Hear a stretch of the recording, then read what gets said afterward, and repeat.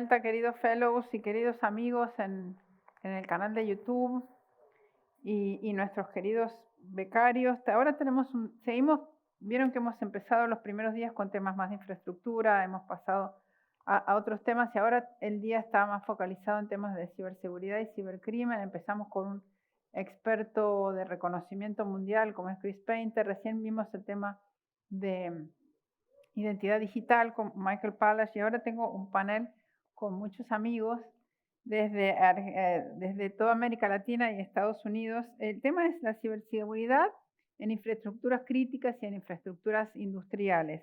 Para esto voy a comoderar este panel con mi querida amiga Yesenia Granillo de El Salvador. Hola Yesenia querida, ¿cómo estás? Hola, cuánto gusto, Olga y Adrián. Muchas gracias por la invitación. Saludos desde El Salvador. Qué gusto verte, Yesenia. Y siempre cuento una anécdota con Yesenia que me causa mucha gracia y mucho amor. Yo soy una persona muy puntual y a veces sufro por eso. En América Latina no es el estándar, yo no sé, debo tener genes de otros lados.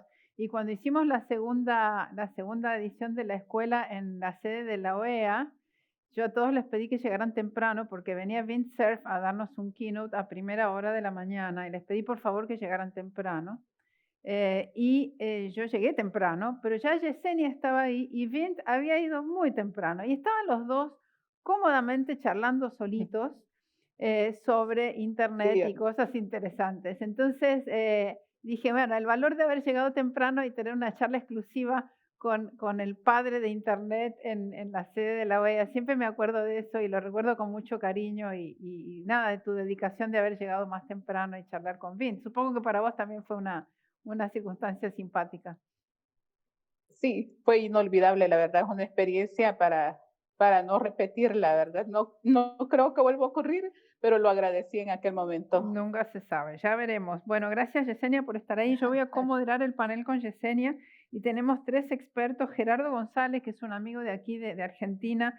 Él ahora es docente de la Universidad Tecnológica Nacional, pero ha trabajado muchos años en la empresa nacional de energía, de petróleo de Argentina, que se llama YPF. Él es un experto en infraestructuras industriales, seguridad en infraestructuras industriales. Susan Wolf, ella es una experta.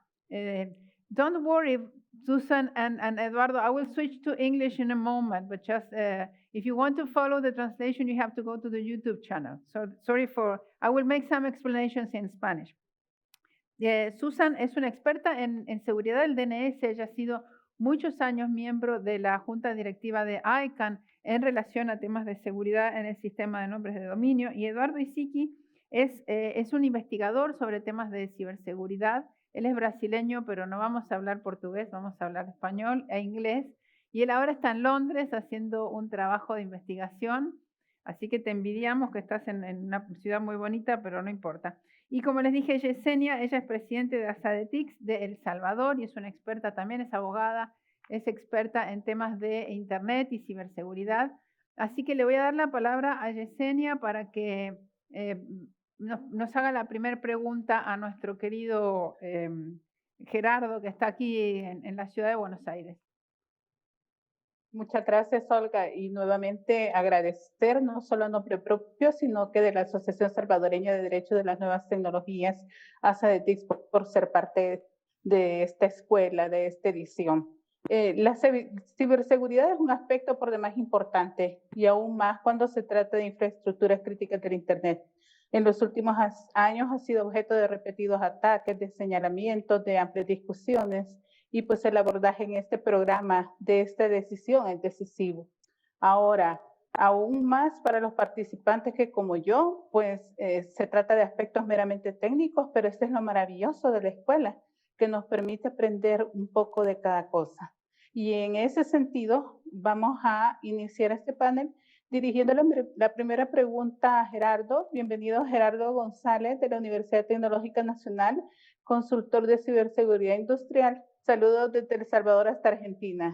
Quisiera preguntarte, Gerardo, para iniciar, ¿qué principales diferencias desde el punto de vista de la ciberseguridad encontramos entre los mundos IT, tecnología de información, y OT, tecnología de operación de ambiente industrial? Nos quedamos contigo. Ok, gracias. ¿Qué tal, Yesenia? Olga, ¿cómo están?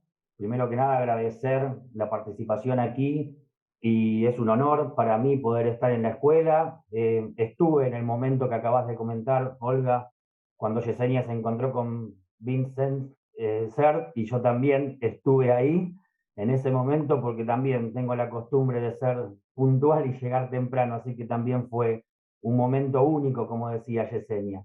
Y respondiéndote la pregunta, Yesenia, tengo una presentación para apoyar la contestación de lo que me acabas de preguntar, con lo cual les voy a estar compartiendo la pantalla, ¿sí? Si me permiten.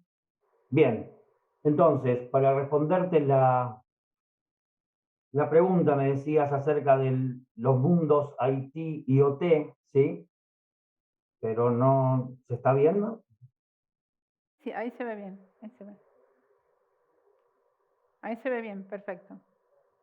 A ver, Ahí está, ahí está, ahí está. Se ahí fue. está. Ahí Ahí está, está. ok. Ahí está. Ahí sí. Sí, Arrancamos. señor. Primero voy a hacer Dale. un poquito de historia muy rápidamente, recordando nosotros lo que fueron las revoluciones industriales. La primera revolución industrial allá por fines de los 1700, la segunda a fin de 1800. La tercera tomamos como hito el 1969, la creación del primer controlador lógico programable o PLC, ahí en 1969, para estar en el día de hoy, en la cuarta revolución industrial. Lo que quiero aquí destacar entre estos puntos es los tiempos entre las distintas revoluciones industriales. Entre la primera y la segunda y la tercera, han transcurrido 100 años, mientras que ya para llegar entre la tercera y la cuarta, con la creación del primer PLC que les mencionaba, que ahora vamos a ver por qué llamamos que este dispositivo pertenece a la tecnología de las operaciones, y lo que podemos hablar en la década del 2010, donde se ubica, y la historia dirá después cuál es el hito exacto en esto. Yo tomé el inicio de la industria 4.0 por el concepto del Internet industrial de las cosas que apareció en la feria de Hannover allá en 2013. Entonces vemos que tan solo transcurrieron 40 años, lo que nos da la idea de un crecimiento exponencial a nivel de tecnología. Entonces, lo que vemos aquí, esto es que la tercera revolución industrial es lo que empieza lo que llamamos la automatización, esa tecnología de la operación, hacia lo que hoy llamamos el Internet de las cosas, el Internet médico o el Internet industrial de las cosas. A partir de los 70, esto comienza en una evolución de convergencia entre esos mundos de IT y de OT, entre esos mundos de la tecnología de la información y la tecnología de la automatización o la tecnología de las operaciones, haciendo converger a estos mundos, especialmente dentro de las compañías. Entonces, es aquí donde repasemos bien definiciones para estar todos de acuerdo en lo que me acabas de consultar.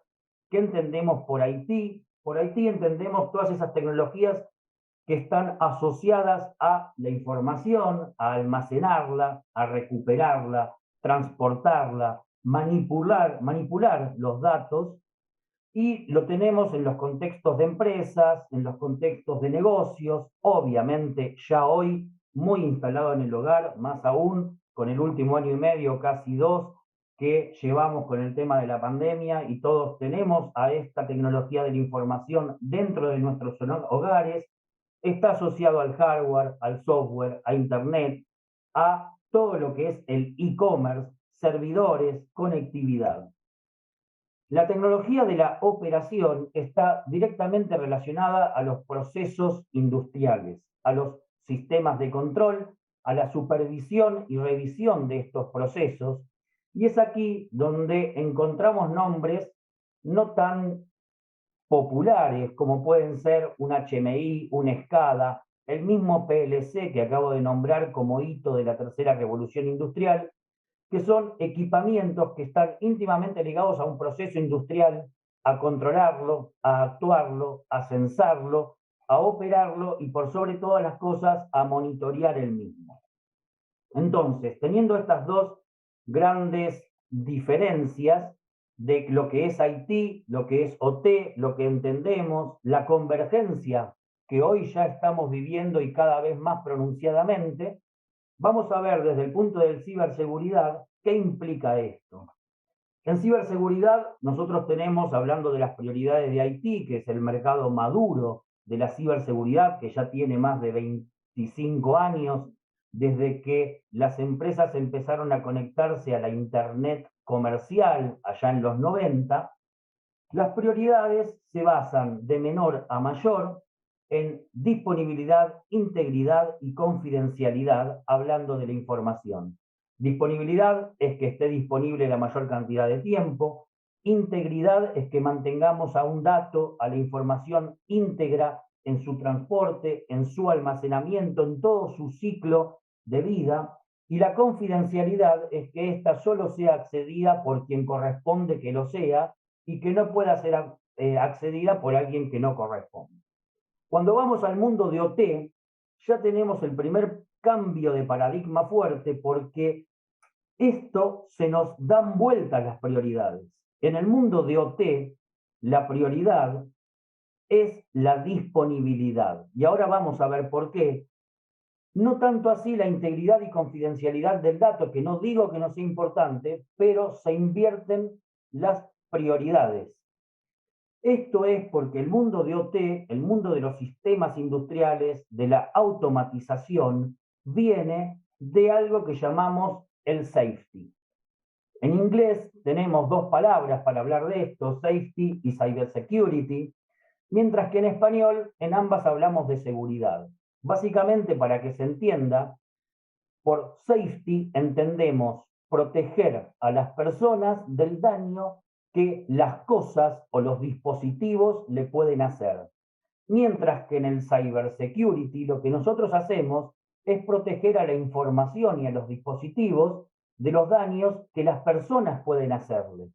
Entonces, como vienen desde el mundo de proteger a las personas y al medio ambiente por sobre todas las cosas, la disponibilidad de los sistemas industriales está por sobre la necesidad de integridad y confidencialidad en la información. Aparte, tenemos otras diferencias, otros enfoques diferentes que se los dejo aquí, como que en el mundo OT tenemos un ciclo de vida mucho más largo de lo que son los dispositivos, de lo que son los software, el hardware. Trabajamos más en tiempo real, no tanto así en el mundo de IT. Tenemos otro tipo, bueno, de la disponibilidad, como lo dije, y por supuesto tenemos otro manejo de riesgos. Los riesgos en el mundo de OT, en el mundo de la ciberseguridad industrial, están más asociados a los daños, muertes en personas, en comunidades y al cuidado del medio ambiente. Entonces, esta convergencia lo que nos trae es que desde el punto de vista bien tecnológico, la implementación de actualizaciones, de upgrades, de updates, adentro de lo que es un software, sistemas operativos, tiene otro cuidado diferente al que estamos acostumbrados en el mundo de IT. Y después tiene otras vulnerabilidades que no son tan maduras como en el mundo de IT, como ser el tema de que se conservan password por defectos, no en todos los dispositivos ya se maneja criptografía y hay passwords en texto plano. Lo que les decía, la diferencia más importante es esta que vemos aquí arriba. El mundo de IT es un mundo transaccional, maneja la información como lo central y trabaja en el mundo virtual. Mientras que el mundo T está basado en procesos industriales, trabaja en tiempo real, es continuo e impacta directo en el mundo físico. Como decíamos, los riesgos son que un impacto en estos procesos pueden directamente afectar y dañar a las personas, aún causando la muerte, al medio ambiente, más allá de los daños de imagen, marca y de producción.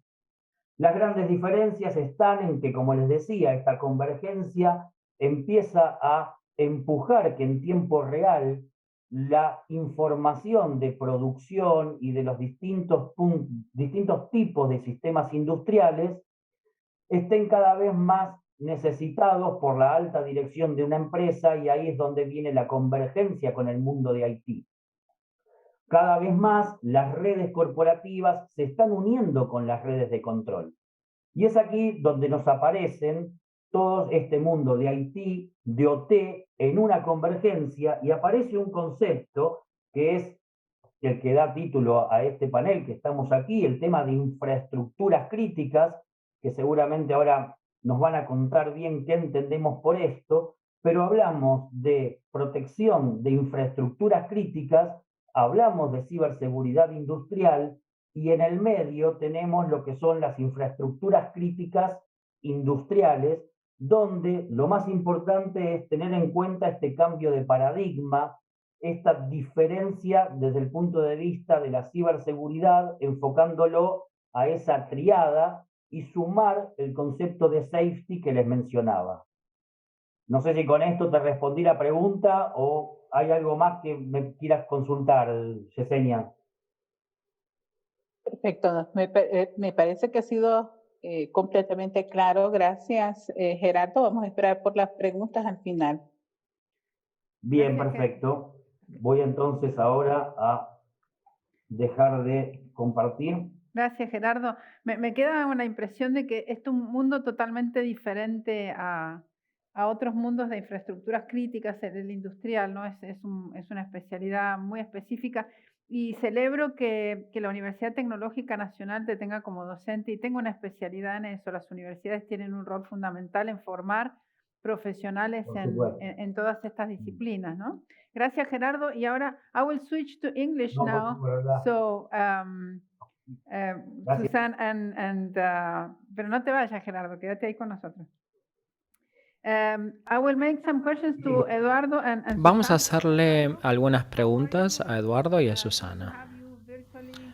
Es un placer tenerte acá y tal vez nos podemos reunir en persona en el futuro. Como investigación tengo una pregunta. ¿Qué quiere decir infraestructura crítica?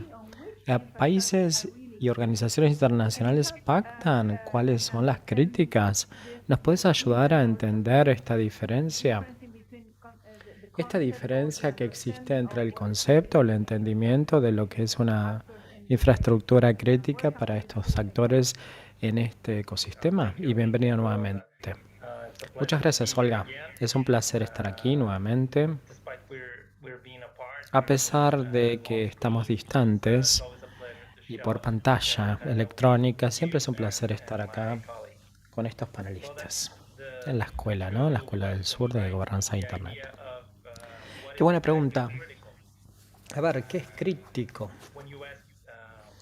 Cuando uno le pregunta a las instituciones internacionales, a los países que se pongan de acuerdo en una infraestructura crítica, y nos responden que no hay un tratado formal, por ejemplo, sobre la energía, usinas o represas hidroeléctricas, son infraestructuras críticas, pero desafortunadamente no lo tenemos por escrito, cubriendo el tema de infraestructuras críticas.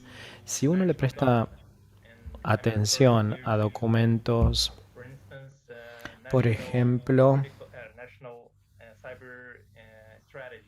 lo de las ciberestrategias nacionales, ¿no? A menudo los países están de acuerdo con respecto a los sectores que son críticos. Por ejemplo, la mayoría acuerda que telecomunicaciones y suministros eléctricos, transporte, finanzas, agua, cloacas, están considerados como infraestructura crítica. Entonces es razonable llegar a esa conclusión porque los países de hecho prestan un consenso y se dan cuenta y lo reconocen. Ahora, un ciberataque frente a este tipo de infraestructura es fácil de identificar o cuantificar el daño, el lucro cesante, en pérdidas humanas, como Gerardo lo destacó en su presentación. Entonces les diría que por el momento uno no ve un acuerdo claro en este tema, pero por otro lado, en Naciones Unidas los países sí están de acuerdo. Otra cosa que vamos a destacar que esto no se trata de un tema gubernamental o del sector público o responsabilidad o tarea del mismo. Aunque las sociedades recurren a los gobiernos con respecto a la seguridad, uno tiene que ver que el panorama de ciberseguridad está compuesto en su mayoría por entidades privadas. Es el caso en Brasil y pienso que va a ser el caso también en América Latina, ¿no? La mayor parte de los aeropuertos, puertos, redes móviles, transporte, trenes, están en manos privadas o administrados en forma privatizada. Entonces, este es un tema que requiere o exige un nivel de acuerdo a nivel nacional. Los gobiernos entonces deberían recurrir al sector privado como para decidir estas acciones cuando uno decide proteger este tipo de obras o de infraestructura.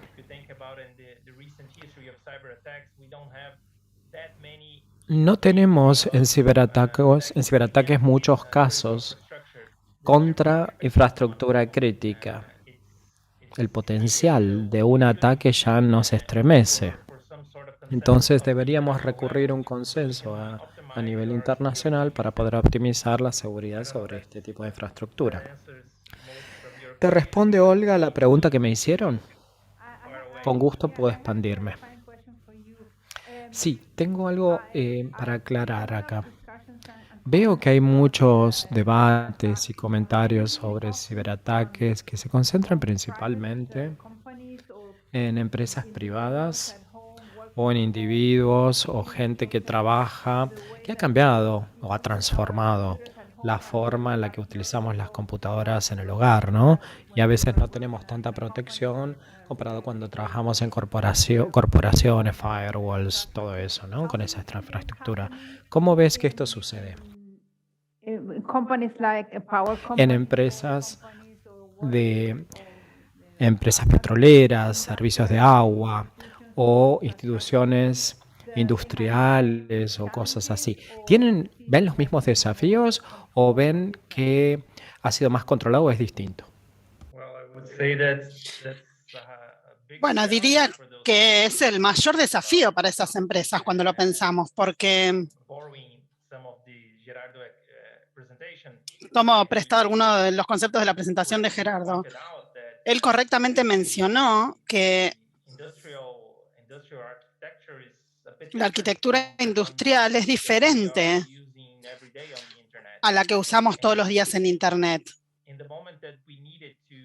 En el momento en el que necesitamos tuvimos que pasar al home office para supervisar la operación, por ejemplo, de una central eléctrica,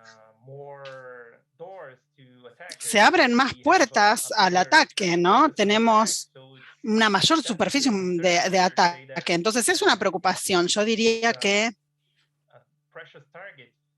es un objetivo valioso para los hackers. Entonces, vimos algunos incidentes terribles de ransomware en la costa este de Estados Unidos y no necesariamente estoy seguro de que haya ocurrido por el tema del home office, pero el home office definitivamente generó un entorno complejo que incluso es ahora más difícil de proteger, ¿no? Entonces sí, diría que esto es algo que generó problemas nuevos para la ciberseguridad en los complejos industriales.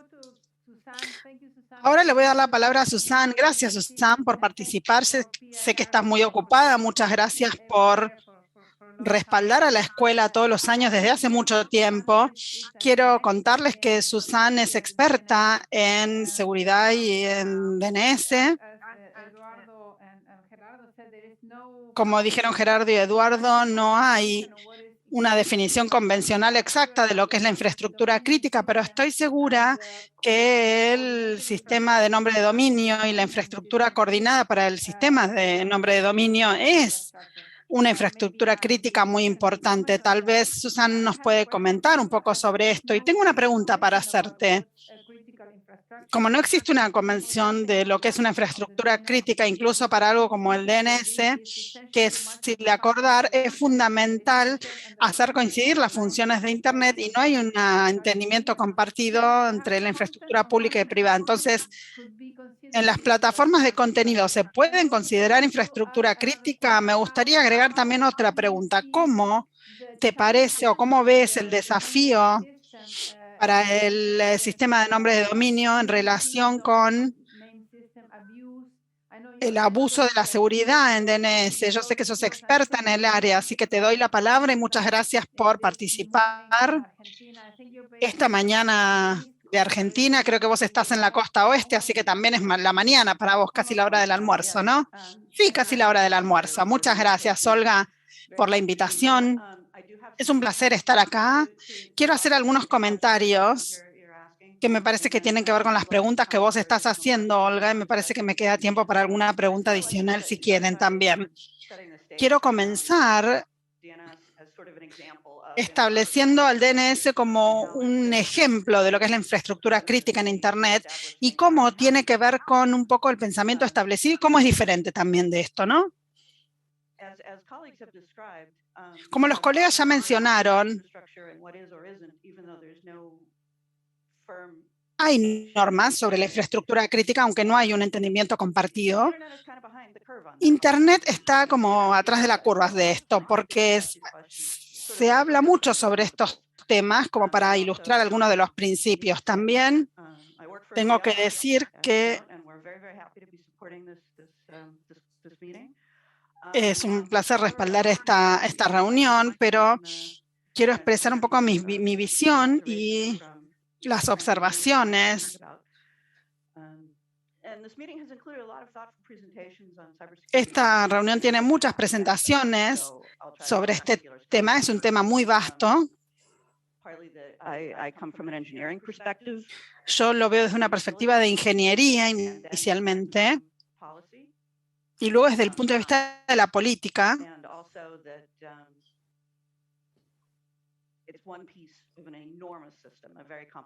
Y también como una parte de un sistema muy grande y complejo.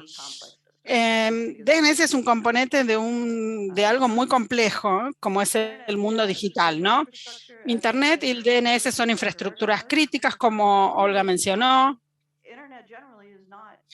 Internet en general, yo observé el paper y fue muy útil, porque tenerlo ahí en una mesa confirma las observaciones que se hicieron durante muchos años, ¿no? Sí, está un poco atrasado desde el punto de vista del marco legal. Entonces, lo que tenemos formalmente no es infraestructura crítica, pero en el sentido común, en el sentido informal, esto es algo en lo que la gente confía y se da cuenta cuando falta, cuando no está. Definitivamente, en ese sentido es infraestructura crítica. Y sería adecuado que lo consideremos así y que avancemos a partir de ahí con respecto al régimen de políticas que hay que aplicarle. El DNS es infraestructura crítica, tenemos que pensarlo desde el punto de vista común de lo que quiere decir esto. Para la ciberseguridad también es un tema importante. Estamos intentando sentar las bases para ver qué es lo que pensamos de esto. Puede tener que ver con actos maliciosos o con accidentes y errores también, que tienen tanta importancia como una actividad maliciosa, ¿no? Muchas veces no se puede decir qué pasó y en términos de abordar un incidente o una preocupación, esto no importa. También existe una compensación muy fundamental que me parece que tiene que ver con sistemas complejos. Hay un intercambio entre proteger los recursos, una compensación entre proteger los recursos y cómo manejarlos, ¿no? y proteger los recursos de ataques, hay decisiones de arquitectura básicas y decisiones a nivel de política que se tienen que tomar, y existen obviamente concesiones que hay que hacer.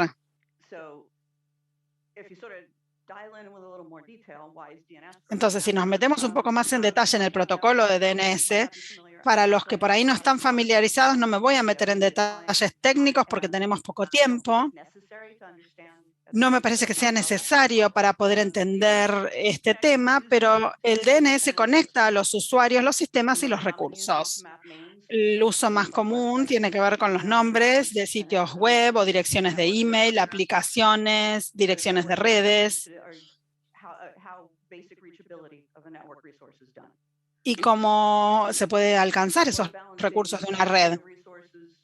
Se busca un equilibrio en la gestión de los recursos. Muchos recursos críticos utilizan DNS, es uno de los servicios básicos que conectan a Internet, ¿no? Y también tiene que ver con otro sistema de redes para intercambiar mensajes. Se basa también en otros recursos como la conectividad de la red, la disponibilidad de los servidores y del software y el enrutamiento. El DNS está diseñado para ser resiliente. Se desarrolló para redes menos confiables de las que tenemos hoy en día, entonces obviamente hay replicación de datos. Está desarrollado para ser descentralizado y tener redundancia entre sus recursos. Entonces, si un sistema no funciona, se podría llegar a tener acceso a otro y cumplir el propósito. El ejemplo de .org es uno de los ejemplos. Y también los proveedores de usuarios involucrados. También hay una participación de recursos centrales. Y lo que esto indica es que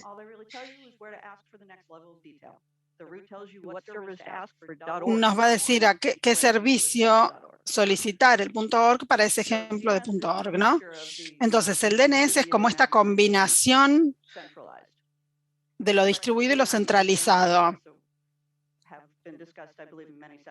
Por eso que es parecido a lo que se ha hablado en muchas sesiones, que tiene que ver con actividad maliciosa, negación de servicio,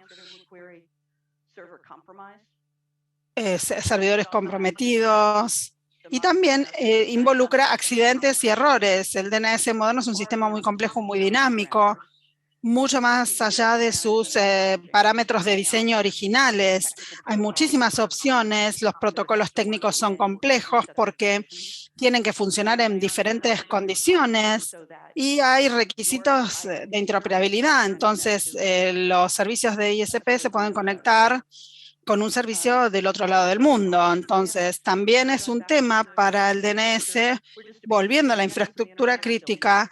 Es como algo chiquitito, es nuevo. Hay otras infraestructuras críticas que han cometido más errores y pudieron aprender de ellos. Nunca hay que subestimar el valor de cometer errores para después proteger contra eso, ¿no? Entonces, tiene que ver con cómo lo protegemos. Hay mucha atención en la seguridad. Hoy en día el protocolo no es perfecto, pero es mucho mejor de lo que era hace 20 años. En términos de integridad de datos, de privacidad, de filtración de datos. Y todo lo que hemos aprendido al desarrollar Internet y otros sistemas de distribución muy grandes también nos ayuda a mantenerlo como está hoy. Hay experiencia para que los servidores y software sean más resilientes, hay experiencia con convertir el DNS a nivel de empresa y para lograr la continuidad de negocios de cualquier empresa y que pueda confiar en la conectividad para poder hacer negocios, que es tan importante hoy en día.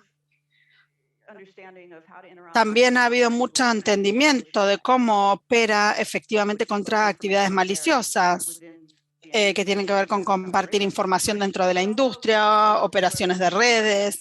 Y también acá es donde se vuelve un poco más convencional la noción de las políticas de infraestructura crítica. Se han desarrollado relaciones con los gobiernos y agencias de aplicación de la ley y autoridades legales por necesidad. Nadie ha venido y ha dicho, o hace 20 años nadie vino y dijo, querían ver cómo funcionaba Internet global y ir avanzando. gran parte de lo que ocurrió, tanto desde el punto de vista de ingeniería como de políticas, es una reacción a lo que ha ocurrido. Está ocurriendo. Hay un estudio de caso que tengo, tiene que ver con la ruta del DNS y tiene que ver con la ingeniería y la política y cómo evolucionaron. El DNS como protocolo de servicio está ampliamente distribuido. Los servidores que responden consultas en dominios específicos, los que resuelven para usuarios específicos o empresas. Y hay un componente central del DNS, la ruta. La información se ha mantenido de esta manera porque se quiere esa pieza crítica central que sea lo más chica posible.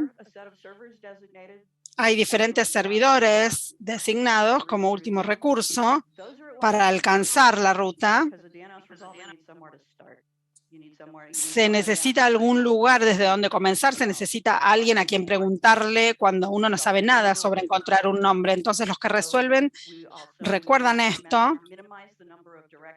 Pudimos minimizar la cantidad de consultas directas en los servidores y finalmente se van a perder. Y no puede haber una crisis inmediata. Y esto es importante resolverlo antes de que se vuelva algo urgente. El sistema es sujeto a muchas amenazas y no se sabe quién está intentando conectarse al servicio. Hay un control limitado sobre esto. Hay muy poco control de si hay otra debilidad que no conocíamos, por ejemplo. Entonces, ¿cómo lo protegemos? Con recursos, experiencia en ingeniería, y acá nos concentramos en diversidad, la distribución y mitigar lo que es el uso de recursos específicos. Tenemos a Anytask, que permite una replicación de los servidores raíz, y hay 10 organizaciones que son responsables de cientos de servidores raíz en todo el mundo. Están compartimentalizados, entonces una falla en uno o en varios no va a afectar la disponibilidad de los otros.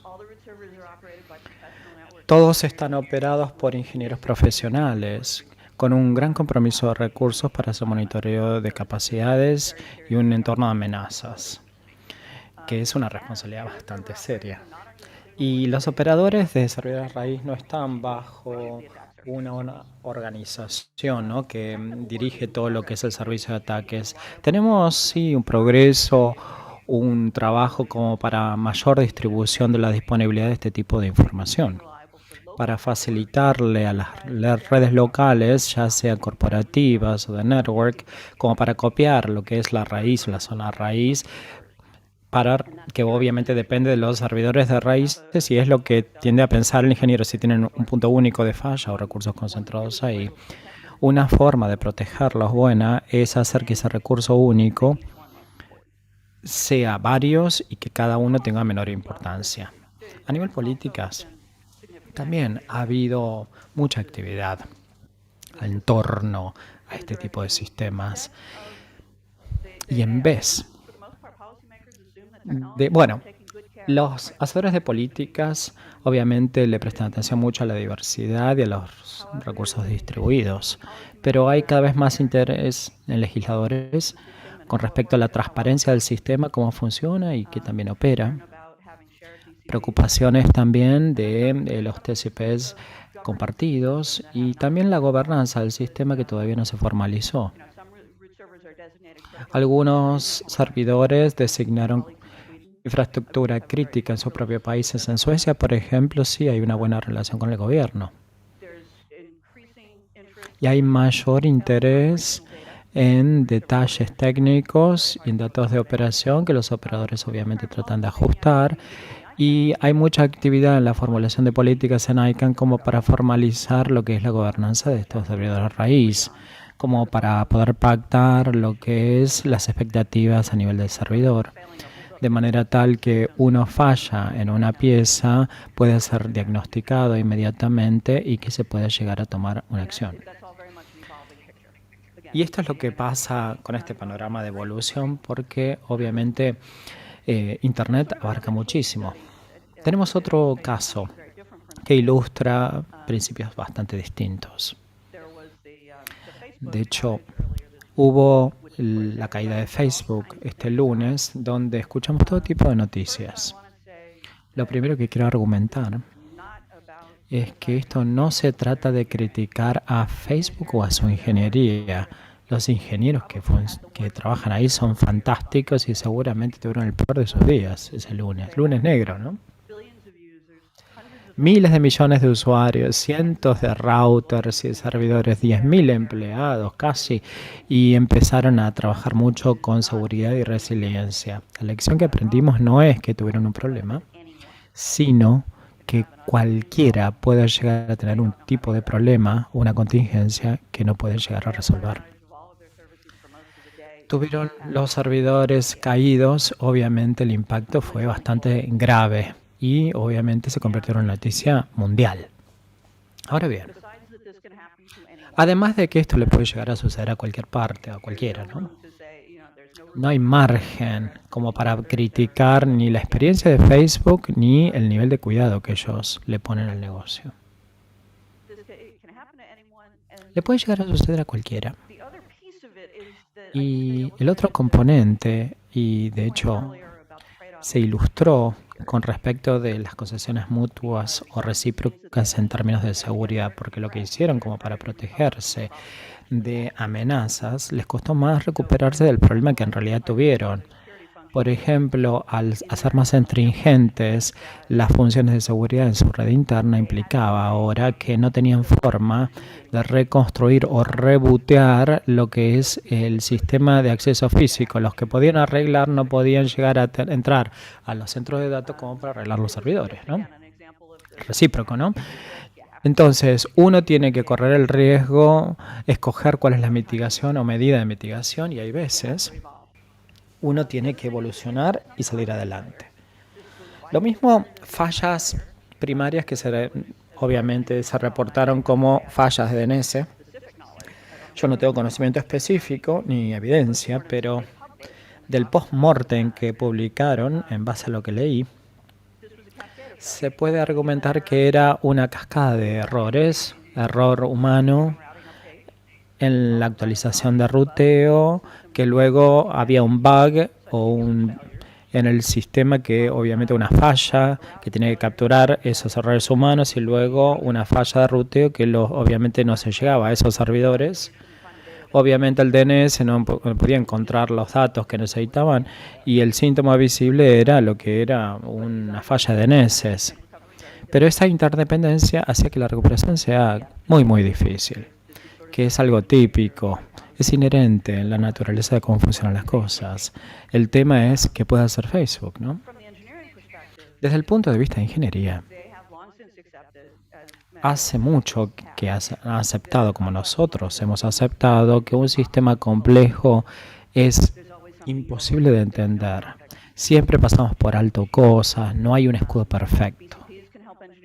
Básicamente, sí, los ingenieros van a encontrar fallas en el modo a fallas, hacen muchos testeos en este tipo de escenarios de fallas y obviamente han identificado nuevas y siguen mejorando lo que es el sistema de pruebas y han experimentado otros en la medida que evoluciona la tecnología y la práctica profesional. Ahora, la opción de política que ellos pueden llegar a tener son más novedosas. ¿Por qué? Porque se remonta a la cuestión y seguramente es a ver si realmente Facebook es una infraestructura de misión crítica y si lo deberíamos expresar de esta manera. La atención en Facebook ha sido en términos de contenido, ¿no? Por lo menos en Norteamérica y en Europa.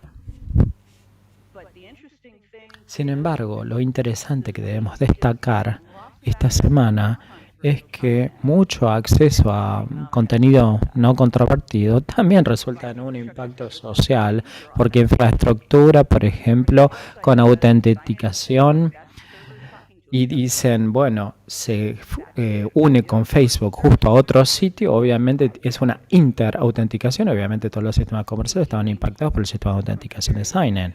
Ahora, hablando de la experiencia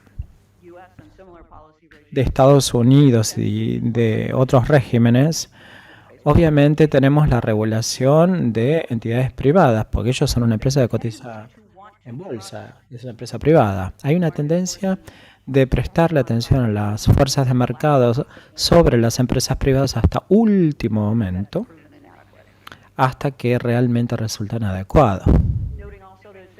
Notando que Facebook argumenta que obviamente apoya la regulación, entonces obviamente proceden en este sentido, pero sin embargo vamos a ver cada vez más presión ejercida sobre Facebook y las plataformas grandes de redes sociales.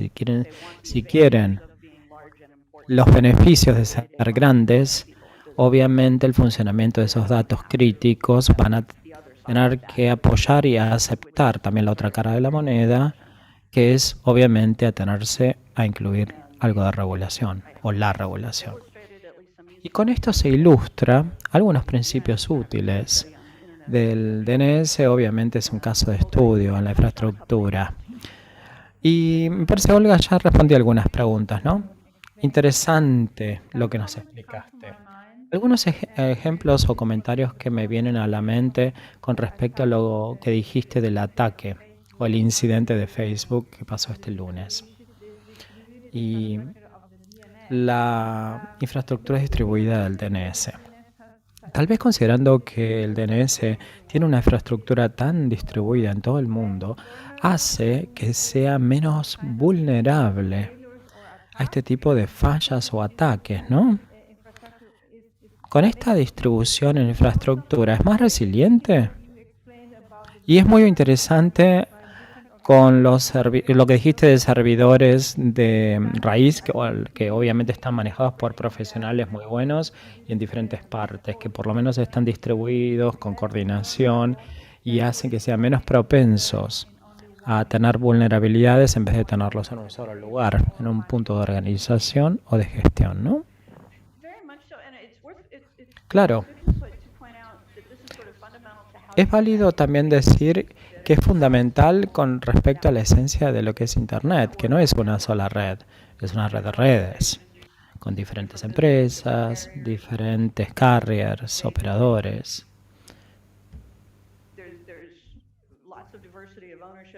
Hay mucha diversidad de titularidad, de requisitos técnicos sobre las redes que componen Internet. Lo que hace que sea Internet es que hay una interoperabilidad, que hay una intercomunicación, no que básicamente están dirigidos por la misma gente. Como ingeniera, cuando veo una vulnerabilidad o un punto de falla que puede llegar a comprometer mi infraestructura, quiero difundirlo, ¿no? Quiero que la superficie de ataque sea más grande, que un único recurso sea menos importante y que cualquier impacto no afecte tanto. Que esto es la filosofía de ingeniería que obviamente está subyacendo en la Internet. Desde el punto de vista de políticas, por otro lado, pienso que hay un ida y vuelta, mucha tensión. Porque muchos dicen que es más fácil regular si está en un solo lugar, si está obviamente albergado muy cuidadosamente en un solo lugar.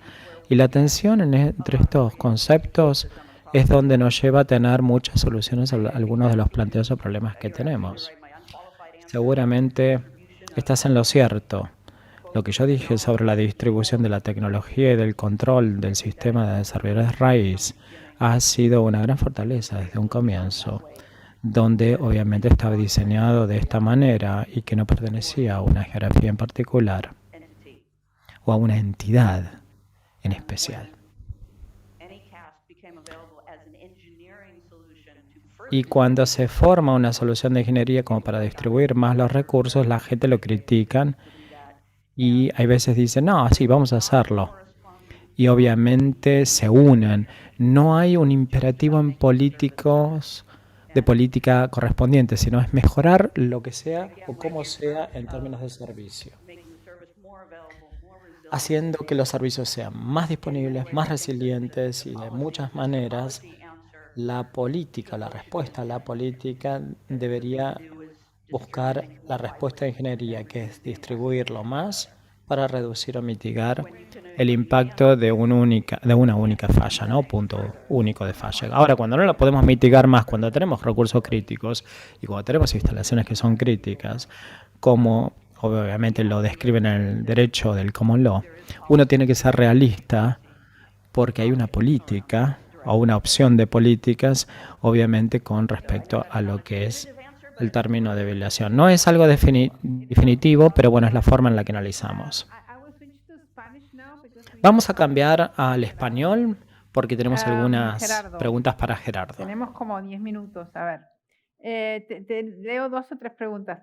¿Qué tan críticos son los sistemas SCADA? ¿Cuál es la relación y cobertura entre CIP y CIIP y seguridad cibernética? Y después hay otras preguntas.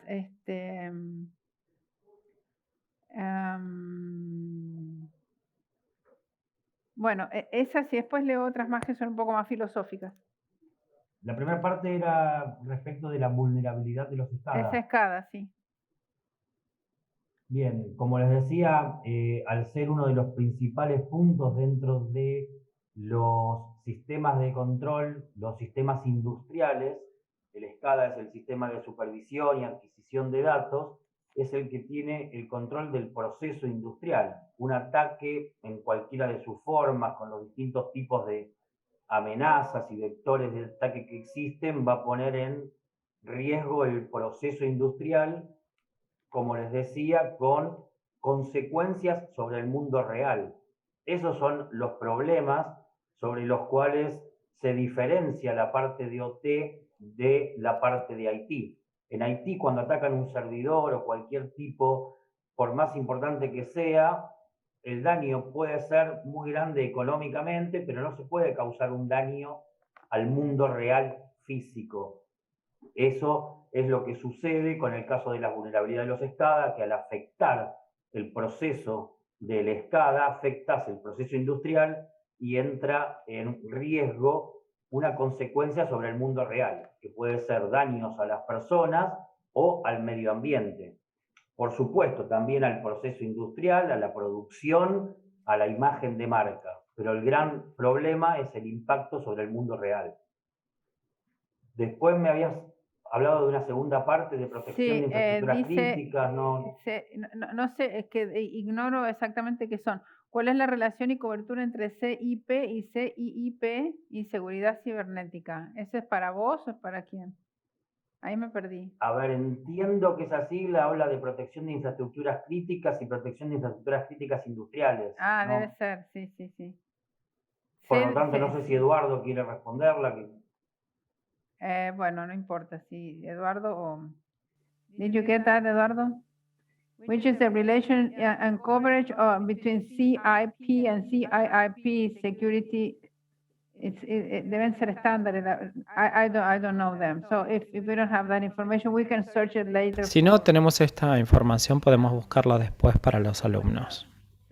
A ver, ¿qué más? O pueden ser los estándares de la NERC, de la normativa NERC de energía. Puede ser. Okay.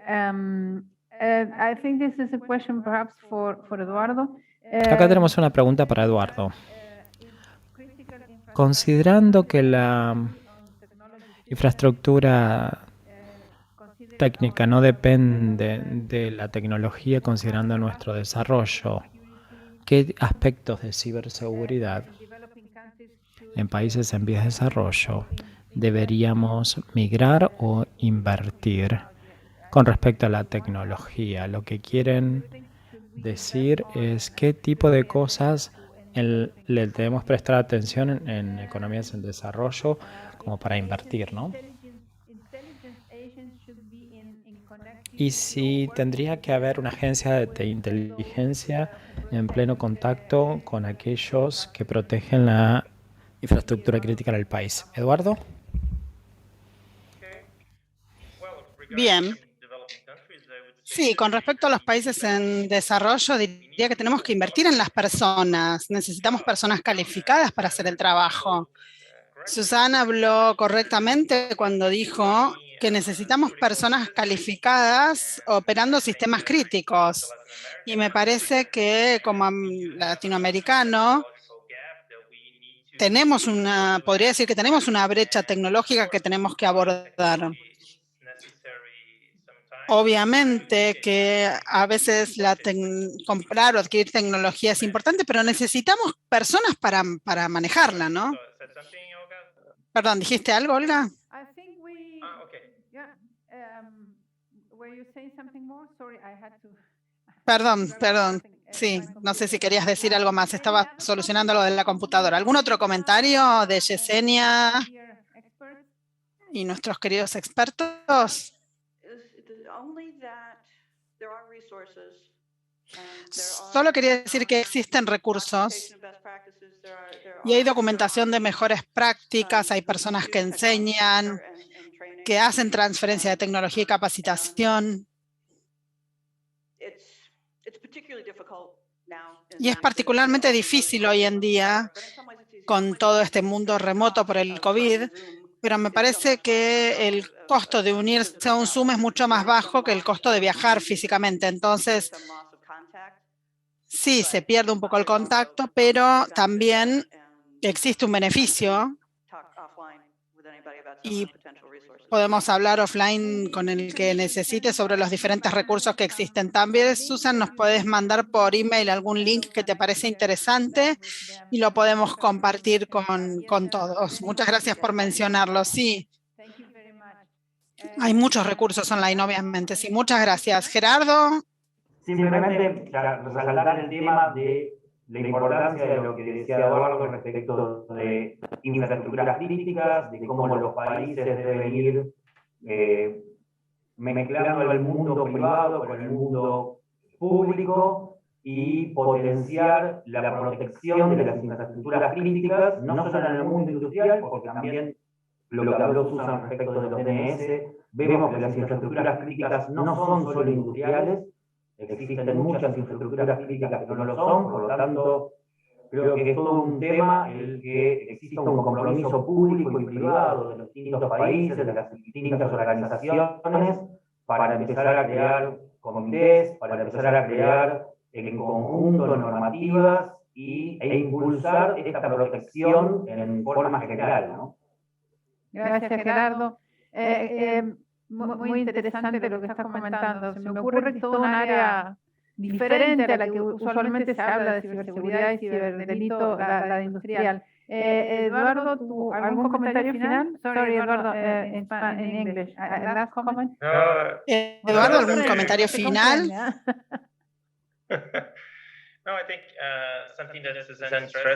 Sí, me parece que algo que destacó Susan es que es interesante cómo muchas veces puede haber atención entre la política y la ingeniería técnica, por ejemplo, y me parece que la política debería escuchar un poco más las limitaciones técnicas. La política tiende a vivir en un mundo propio, en donde quieren establecer reglas basadas en la experiencia previa, y todos sabemos que hay muy buena experiencia que Internet nos ha ofrecido y que necesariamente no estamos a veces preparados para eso. Entonces sería bueno desde el punto de vista de la política tener en cuenta, por ejemplo, las ideas como el DNS, que surgen de la idea de la protección.